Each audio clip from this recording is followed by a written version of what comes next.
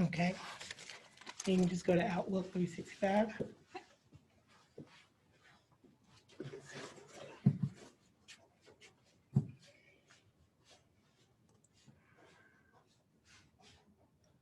And I'm wearing the official Piedmont University t-shirt. It's the official day of the university. I think they're supposed to have a big celebration around lunchtime today. I think lunch is on the president. And so that's for faculty, staff, students, everybody can come out and have a good time. And they'll be giving away backpacks and book satchels, things like that. Have drawings and all of that. That should be good.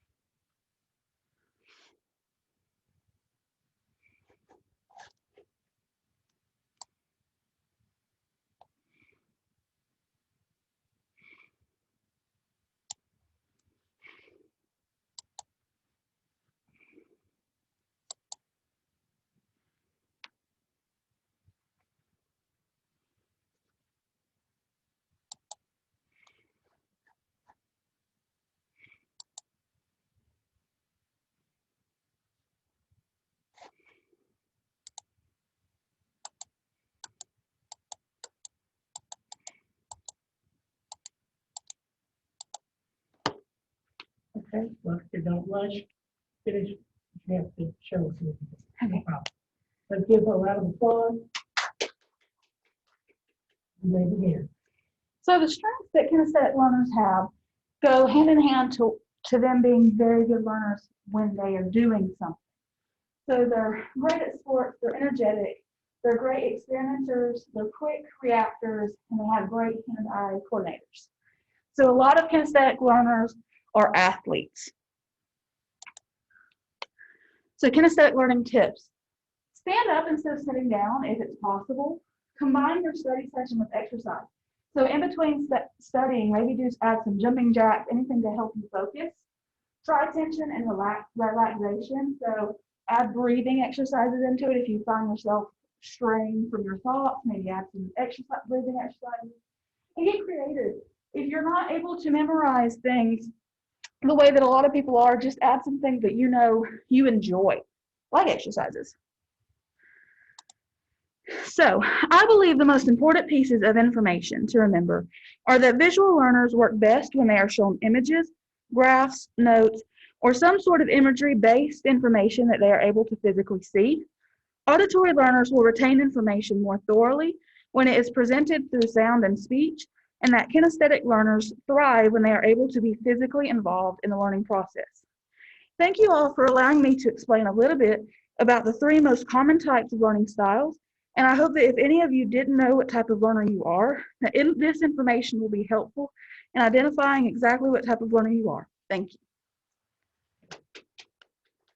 My question is, okay, when I see at your class, can you be in 2 categories? Yes. So in general, everyone is a little bit of everything, but they go by which one that you show more. So which one you kind of, if you need to move a lot, they'll say you're a little more on the kinesthetic side, but everyone shows traits of all 3. So. All right, thank you, Hannah. Now we will hear from our second speaker, Hannah Smith.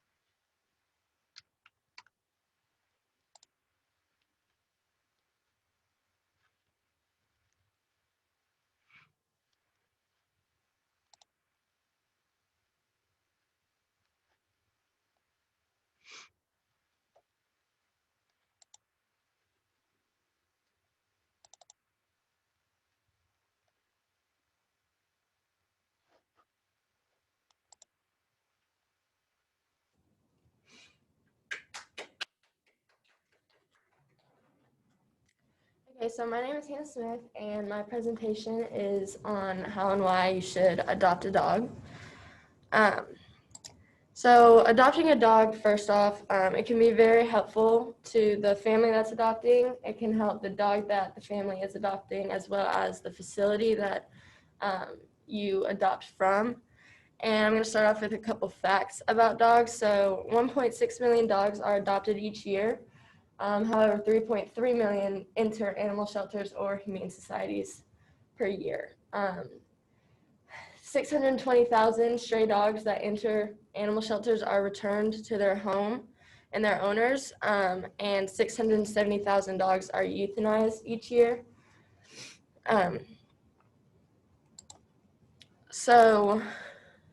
These facts are just a couple that I found. It should open a lot of people's eyes to how many dogs are actually going into animal shelters and humane societies each year compared to how many are actually adopted. So dogs can actually help the family that is adopting because they're often seen as a man's best friend. They can help those with anxiety. You often see service dogs, and a lot of those dogs are actually come from humane societies or animal shelters, and they're trained to help with anxiety. And they also just make great company, and they can keep a family busy. And then adopting can also help the dog themselves. It gets the dog out of a cage and into a home where they will receive like love and affection that they need in order to be happy. And the dog can roam around freely and have a lot of interaction with people and other dogs if it's compatible. And then I just have a video right here showing dogs just being happy in a home. Good.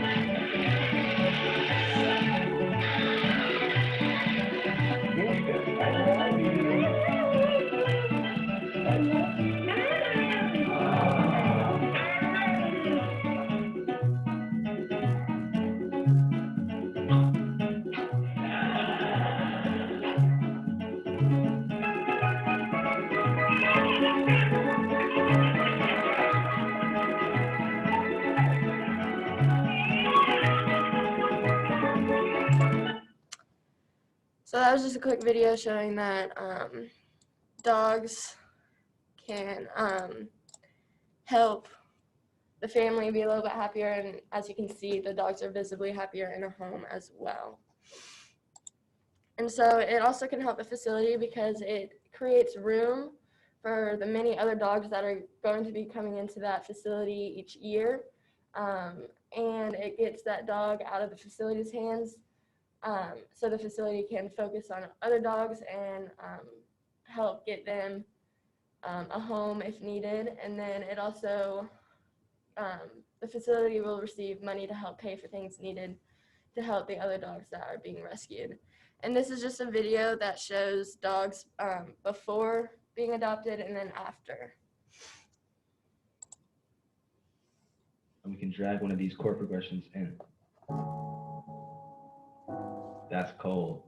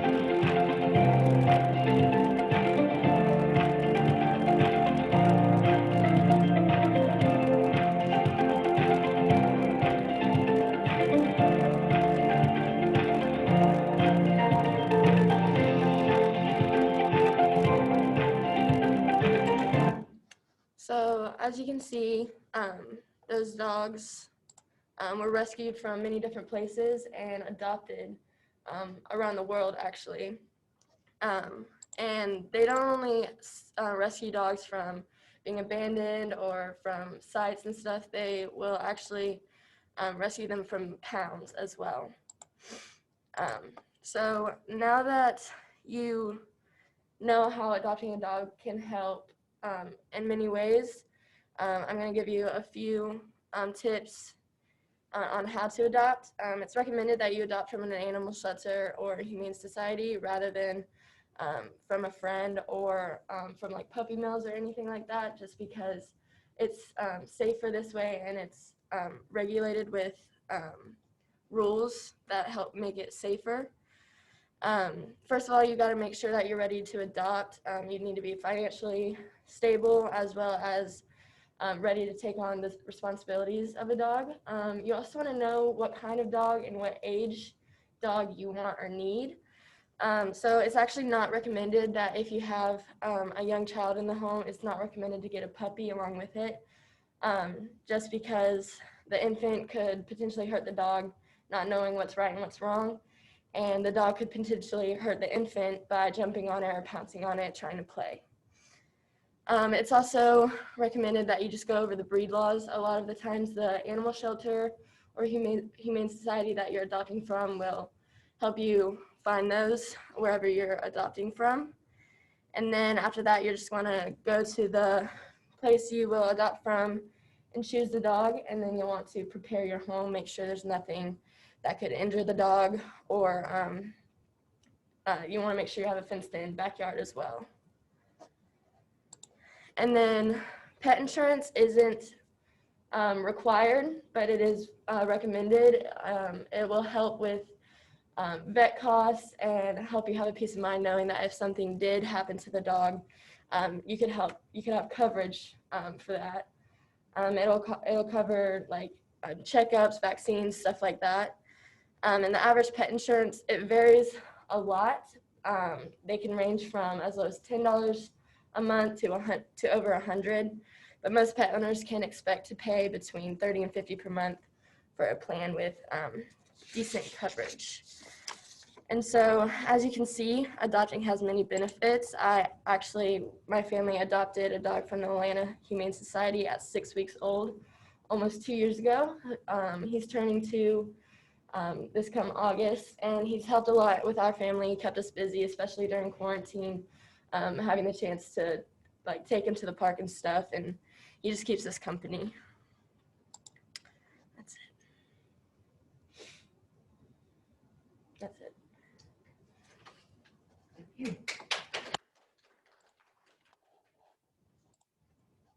You said your dog will be 2? Mhm.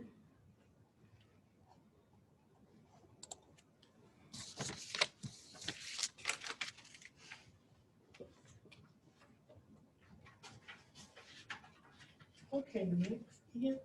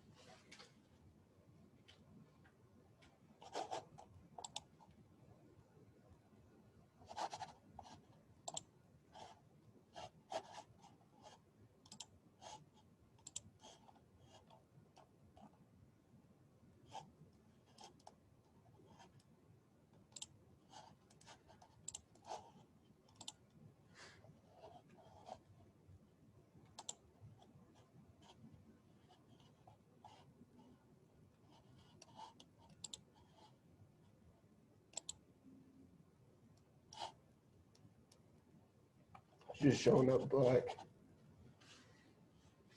We'll go back and to the other side. Just want to leave in this window here. Yeah, I can do that. Okay, that'll be fine. Let's give Ian and Paul a round of applause. And you may begin. So today I'm going to be talking about the 3 most successful athletes in history. It's going to be a description, informative speech. Specific purpose is to inform on who the most successful athletes in history are. My first topic is the greatest college football player ever. This is Jim Brown. He was born February 17th, 1936 in St. Simons Island, Georgia. Brown was also known for being the best lacrosse player to ever play. He was a dynamic athlete. Most people weren't aware of his passion for the game of medicine, which the game of medicine is also known as lacrosse. Because of his impacts in both of these games, he was inducted into the Hall of Fame in 1971. In his NFL career, he had over 12,000 rushing yards, 106 rushing touchdowns, 262 receptions, 2,500 receiving yards, 20 receiving touchdowns. These are just like records that will never be broken. Brown grew up in Long Island, which is a lacrosse hotbed. At the time, lacrosse wasn't popular sport, but he mentioned lacrosse is probably the best sport I ever played. And here's a video. Oh, man. Is it on YouTube? Yeah. I'll stop time if you want to go out. Yeah. Yeah, I'm just gonna go to YouTube and pull it up.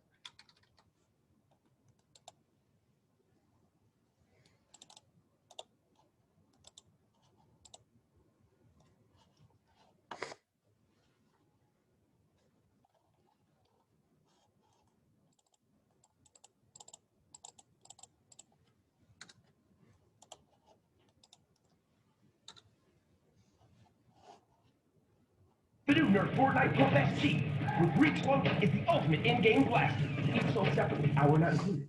I left at the age of 29 years old when I was MVP of the league. I wanted to have a career, have it peak, and do other things. This is Jim Brown, the most devastating ball carrier in the history of football. I thought he was going to be a great back. It turns out that he's the greatest running back of all time.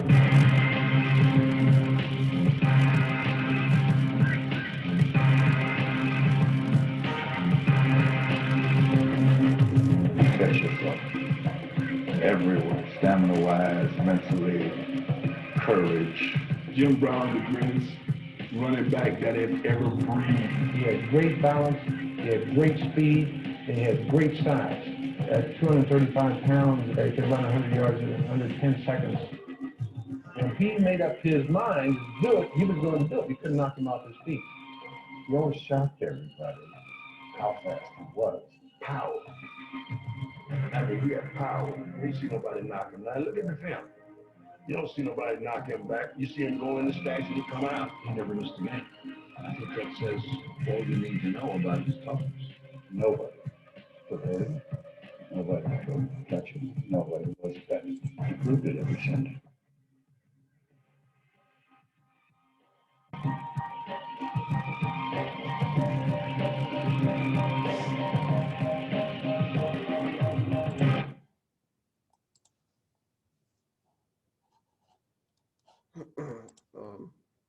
Yeah, so that's Jim Brown. He's my opinion, like he's my favorite athlete of all time. He just has so many records that are unbreakable. The next athlete I will be talking about is the great one. He's also known as the greatest of all time, or Wayne Gretzky. Wayne was born January 26, 1961, and raised in Brantford, Ontario, which is in Canada. When he was younger, he played in a backyard rink, but he still had very good skills. So eventually he played in a minor league because he got good enough to play with the big dogs.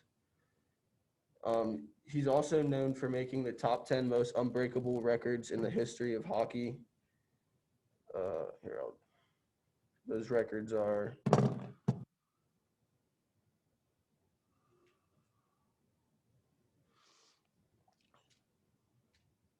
His records consist most career points, 2,857, most Hart trophies in a career, which is 9, most assists in a career, 1,963, most professional goals in a career, 1,072, most assists in a career, in a season, 163, most goals in a season, 92, most Art Ross trophies in a career, which he got 10 of those.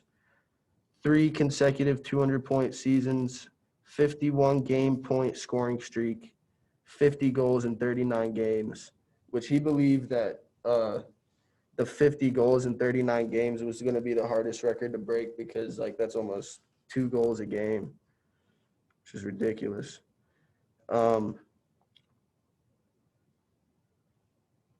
He is known as the Great One or the greatest of all time. He has a huge list of records that have never been broken and most likely will never be broken. Around the world is said that the records are made to be broken, but not in this case of Wayne Gretzky. He took half of his career training for the other half of his career to become the best. And then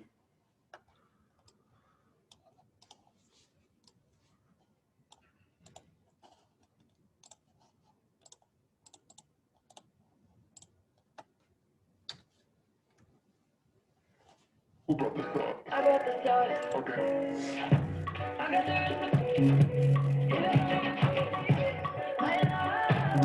Who brought the thought? I brought the thought. What's in this one? And now we extend a great birthday wish to Point Streak, the NHL's version of Joe DiMaggio's hitting streak. He is everything you've ever heard about him. He's up now. Gretzky was unstoppable during the 1978 World Juniors. He had 8 goals and 9 assists at the tender age of 16. Inside the ball, I got to get anybody. Just a one-man show, Wayne Gretzky. Gretzky's still out there, killing the penalty. Here he goes after the puck. He's played all night. Wayne Gretzky in on goal. Just scores in overtime. Gretzky gets the winner. Edmonton wins 5-4. Gretzky loves to go high, rub that side, and there it is. A great shot just inside the goal post. Marshall went to that. Here's Lemieux poking at the puck. Lemieux has a Gretzky. Gretzky went on a goal, one to Lemieux.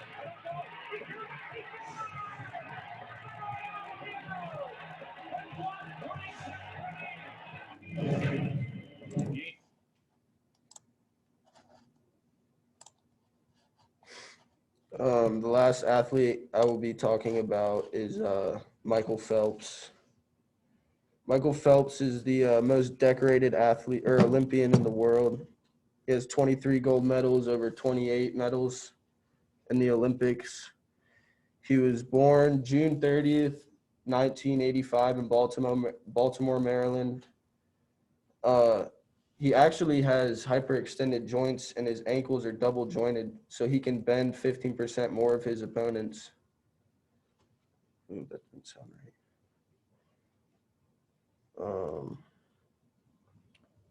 Michael Phelps is an American former competitive swimmer and the most successful Olympian of all time, with 28 medals.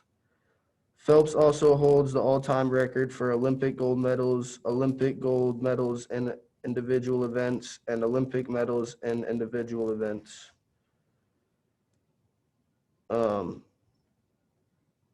After every Olympics, Phelps would fall into a major state of depression. In 2004, it was the worst year for him because he got a DUI.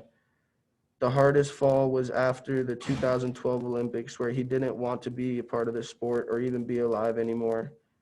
He went on to seek help and now is grateful he did not to take his life, and also speaks out towards suicide awareness. Like, that just shows, like, even the most successful athletes even have, like, problems. They just have to get through them. Here's a video. Michael Phelps.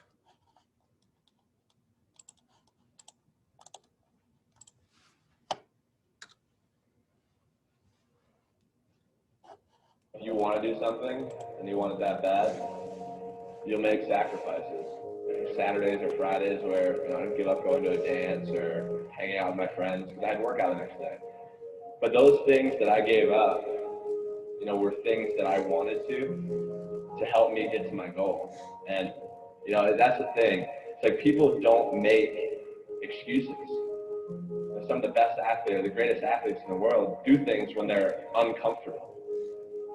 Everybody can compete when they're feeling good, happy, excited, rested. But it's the best people who can overcome when they're tired, sore, not in a great mind, not in the best mindset. I think mental power that the greatest athletes have can push all the pain aside. I think that's the biggest thing, is how strong you can be mentally. I think that really shows who the person is. So I think that's one thing that separates the good from the greatest.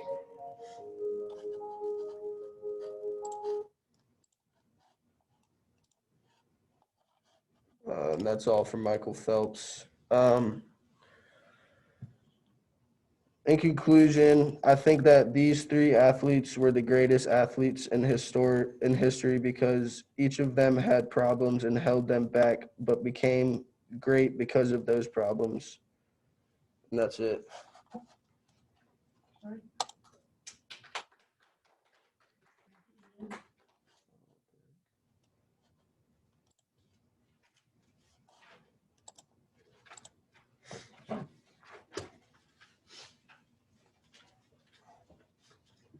Okay. What I want to do at this time is give you some information about the last speech that you will be presenting this semester, and that is the persuasive speech. I know that many of you have read probably chapter 16, Speaking to Persuade. If you have not had an opportunity to do that, you should. Also, I want to let you know that the topic will be your favorite charity. And I mentioned this the other day, I believe near the end of class, but I want you to reflect on over the past year, especially 2020, the COVID and pandemic that we're hopefully coming out of later on in the year. And I want you to think in terms of your favorite charity and their contribution to the COVID relief effort. And I have a source here, and it is titled America's Top Charities 2020. If you put that in your phone right now, and I'll go to the website quickly here.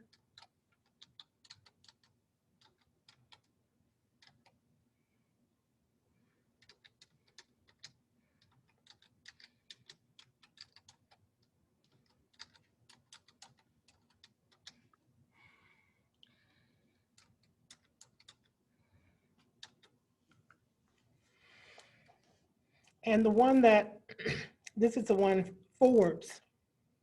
So America's Top Charities 2020 Forbes. Click on that link. And then it will bring you to this article. I want you to scroll down to the list. And maybe, I would say this is just a starting point for you. This list has over, I would say, over 50 or more top charities in America. And you may have a charity back in your hometown or county that you want to become an advocate for. So some people have asked me, well, Dr. Moss, it is supposed to be this last speech, a persuasive speech. So who are we persuading? Why are we doing a charity? Well, a charity basically will give you, the speaker, an opportunity to advocate for that charity. You will need to tell us about, for example, here's one, United Way, worldwide. That's number one on the list. You can see in the category here to the side, the amount of money that they receive in private donations, 3.6 billion, total revenue, 4.1 billion. And so you would become an advocate in a way for this particular organization. We have a United Way of Habersham County. What you can do is go to their website and find out more about it if you're not that familiar with United Way. And United Way helps so many nonprofit organizations in any given area. So that might be one charity that you would like to research. Another one is number 2, is very popular, Feeding America.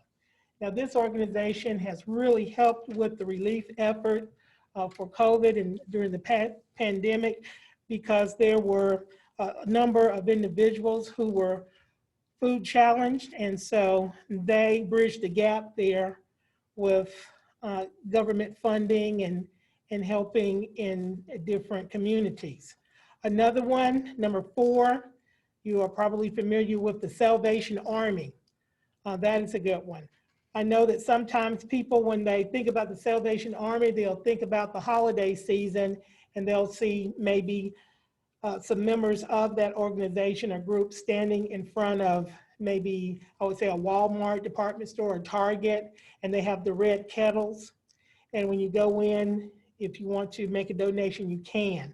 And so here is a very good organization for you to research. So I would say from this list, after you take a look at the list, maybe just pick one that you would like to learn more about, and encourage us to maybe, if not make a donation, at some point, maybe we can get involved, become a mentor, become a volunteer. How about number 6? Have you ever heard of Habitat for Humanity? Okay, Habitat. And maybe some of you have helped in some way through a club here at Piedmont to build, maybe like I did for the Rotary Club. We helped some years ago to build a porch onto a house in Habersham County. And so it was a great project for my students and for me. Another one, YMCA of USA, that's another good one. Number 9, Boys and Girls Club of America. That is a wonderful youth organization, and some very well-known individuals such as Denzel Washington. He comes to mind. He said that when he was a little boy, he was a member of the Boys Club of America, and it really changed his life and put him on the right path to become the great actor that he is today. And then how about number 10? This is a very important nonprofit, Goodwill Industries. Okay, so that might be one. A Food for the Poor, a Task Force for Global Health, and there are so many more that you can choose from. Let me just click and go to the next page if I can. How about number 40?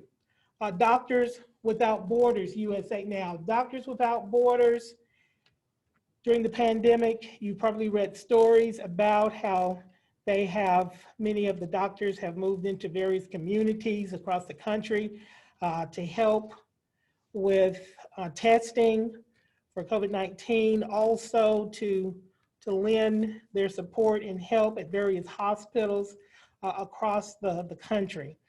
And then the Heart to Heart International, that's a good one there.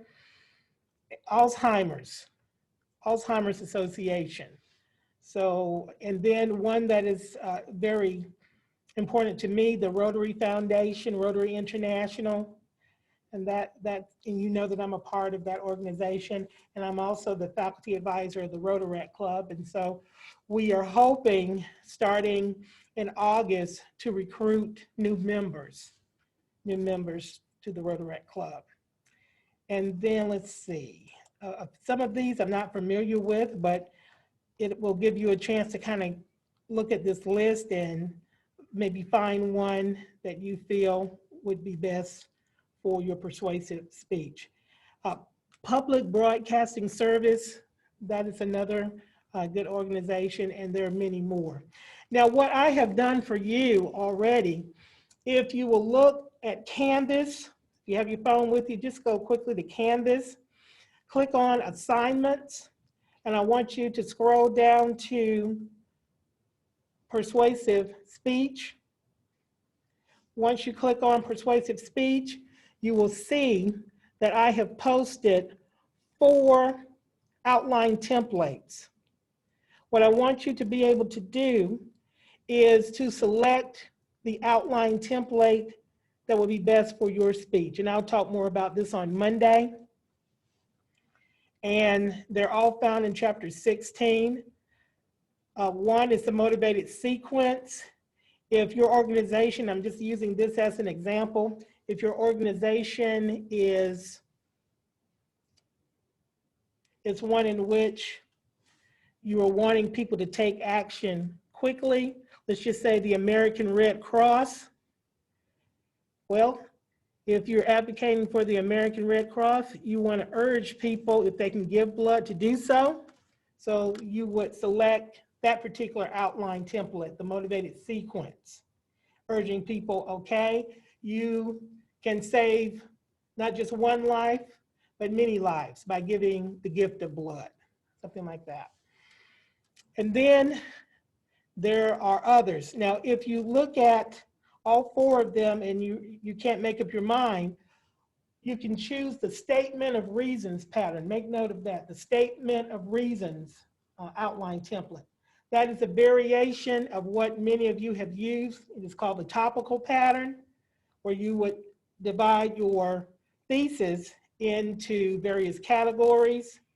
And so that is one that you could choose, and it would work for any of these charities. And then there is the comparative advantages organizational pattern. Take a look at that. And then the problem solution pattern. You might identify one of the organizations, and then your job will be to say to us, okay, they're doing all of these things right. Okay, this is what they do. A lot of people may not understand all of the things that this particular organization does in Habersham County, but there are several problems that they are encountering right now that I feel that you need to know about, and maybe you in a small way can help. So that would be the problem solution pattern. You stake that problem and then share with us a valuable proposal for solving that. All right, so my advice to you would be to send me an email as soon as you can of your topic. And that topic would be, here again, your charity. So get that to me as soon as you can. And once I approve your charity, go ahead, select one of the patterns for your template, and go ahead and begin working on that. Are there any questions? You've been great today. I've already taken the roll. Have a good weekend.